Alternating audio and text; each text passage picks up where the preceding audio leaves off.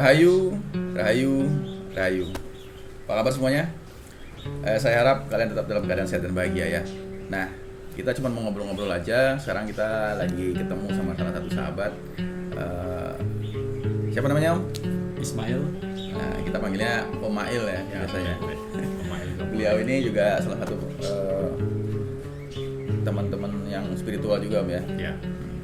Biasa di mana Om tinggal? Biasa saya tinggal di daerah Sumatera Barat, di daerah Payakumbuh. Oh, di Payakumbuh, di Padang. Di Padang. Nah, hari ini kita cuma mau ngobrol santai tentang kegaiban yang Om Mail alamin ya. Karena Om Mail kan banyak sekali sering kontak langsung bersama hal gaib ya. Ya. Nah, itu gimana pengalamannya? Pengalamannya ya banyak lah yang sifatnya itu mengganggu ya di tubuh manusia. Yang dinamakan itu santet Ya. atau dia ikut ya. Ya. Itu banyak terjadi. Gangguannya itu dialami di bagian kepala, perut, kaki, pundak. Itu salah satunya penyakit yang yang ketika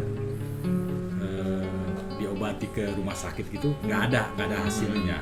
Jadi kan makanya sifatnya jin ya yang dikirim oleh manusia itu sangat mengganggu ya.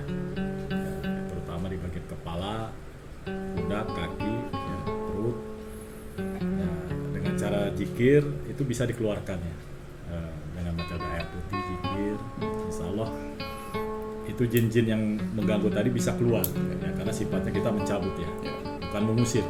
Beda artinya dengan kata mengusir. Orang gila juga diusir pasti balik lagi, tapi kalau kita cabut, kita balikan ke asalnya, insya Allah tidak akan balik lagi. Nah, dengan syarat apa? Manusianya mau berzikir dan mau melawannya. Ya. Ketika manusianya malas berzikir, ya gimana jin itu mau pergi gitu kan? Kalau manusianya malas. Tapi kalau manusianya terus kuat dengan berzikir, insya Allah selamanya dia akan pergi. Dan insya Allah juga itu akan membentengi ya, menguatkan pagar diri kita agar tidak terganggu lagi. Nah, itu ya. Jadi balik lagi dalam video-video saya juga saya beberapa menjelaskan tentang pentingnya zikir gitu. Jadi memang dari zaman dahulu para leluhur Nusantara ini juga sudah mengajarkan hal itu meskipun dengan bahasa yang berbeda. Dalam artian kenapa zikir diulang-ulang juga itu kan ada maksudnya. Semuanya itu untuk memberikan sifat welas asih kepada diri kita. Itu sebenarnya sudah sebagai pagar untuk kita. Kalau kita punya sifat welas asih, kalau dalam Prabu Siliwangi bilangnya sifat asa, asih dan asuh itu sudah pagar otomatis sebenarnya. Gitu. Jadi leluhur kita tuh sebenarnya udah ngajarin kita semua meskipun dengan bahasa yang berbeda.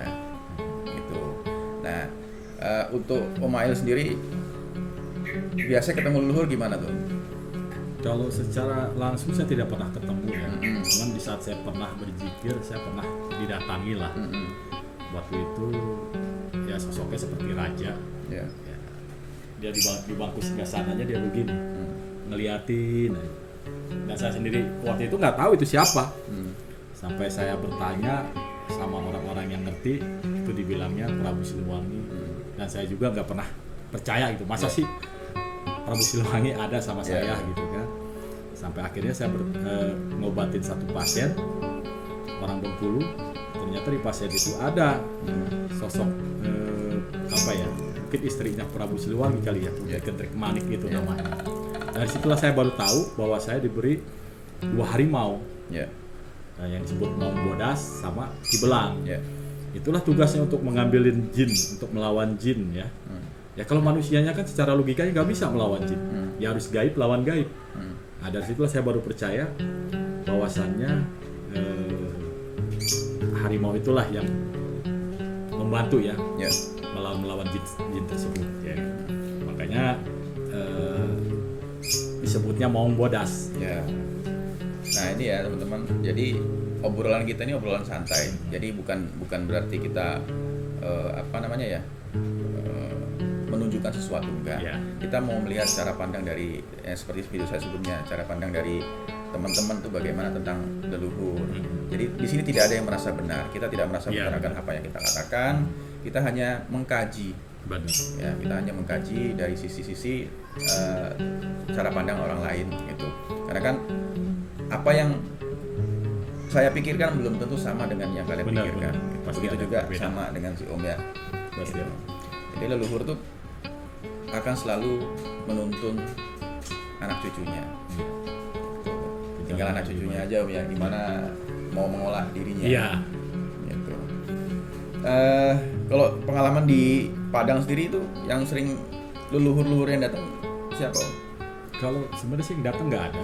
Atau yang sering komunikasi bersama, kan di sana pasti banyak teman-teman dong yang kayak gitu yang sama kurang lebih. Ya sebenarnya gini ya, kalau secara pribadi leluhur yang datang langsung itu tidak ada.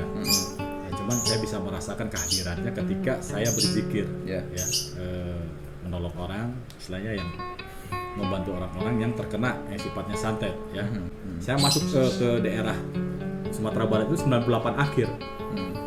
2016 dapatlah saya seperti mukjizat kedatangan mungkin ilham ya, dan ternyata setelah digali lagi leluhur saya itu sebenarnya berasal dari tanah datar, dari sana yang bernama Syekh Abdul Ghaffur. Beliau merantau mungkin dulunya ke tanah Jawa Barat, tepatnya daerah Banten. Ya mungkin saya disuruh kembali lagi gitu ke tanah Sumatera Barat untuk menolong orang-orang di sana. Ya, bener. Memang ada istilah gini Om, kalau di dalam jangka kuno di Pulau Jawa itu ada istilahnya begini, kebo bule kandang. Gitu ya, istilahnya semua sekarang dikembalikan ke asalnya masing-masing. Benar. Kayak gitu. Jadi ya kalau memang tadinya asal dari sana pasti akan dikembalikan ke sana. Gitu, yang asal dari Jawa dikembalikan ke Jawa. Jadi semua diposisikan pada tempatnya masing-masing. Gitu. Nah tadi kan sebelum ini kita sempat ngebahas Om. Jadi sekarang ini di akhir zaman ini kebanyakan orang sekarang menghalalkan segala cara. Menghalalkan segala cara sehingga mau cari uang dengan menggunakan kegaiban itu untuk menarik sesuatu semakin banyak. Nah itu menurut Om gimana Om?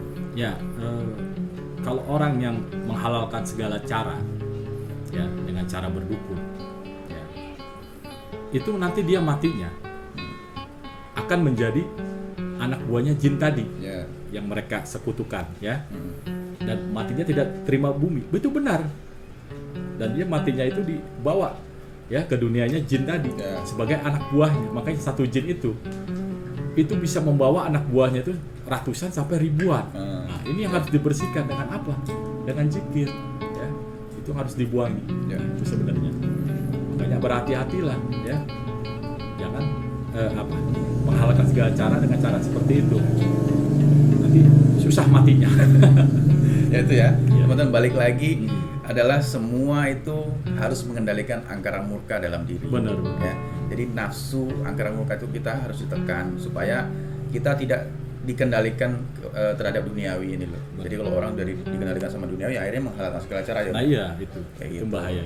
Itu yang paling bahaya. Jadi saya tekankan lagi video ini kita tidak merasa paling benar akan yang kita utarakan ya. Kita hanya mengkaji lah istilahnya, ngobrol santai aja. Pandangan Om mengenai kegaiban dari sisi Om ini sebagai praktisi ya. Iya. Jadi bagaimana kan pasti tidak sama dengan kita semua gitu. Jadi ini hanya sebagai pengkajian Om ya. Benar, kajian sebenarnya. Memahami baik dan buruknya itu kembali lagi kepada diri kita masing-masing. Iya. Ya itu aja paling Om ya. Ya, siap. Hari ini paling nggak banyak-banyak, kita cuma mau ngobrol santai aja. Mudah-mudahan ini juga ada satu ilmunya yang bisa kita bagi gitu. Jangan diambil yang buruknya, ambil sisi yang baiknya aja. Gitu. Itu aja hari ini, nggak banyak. Mudah-mudahan ini bisa jadi bahan renungan, bisa jadi bahan referensi untuk berpikir, untuk menjadikan kita mendekatkan diri pada kebaikan. Itu aja.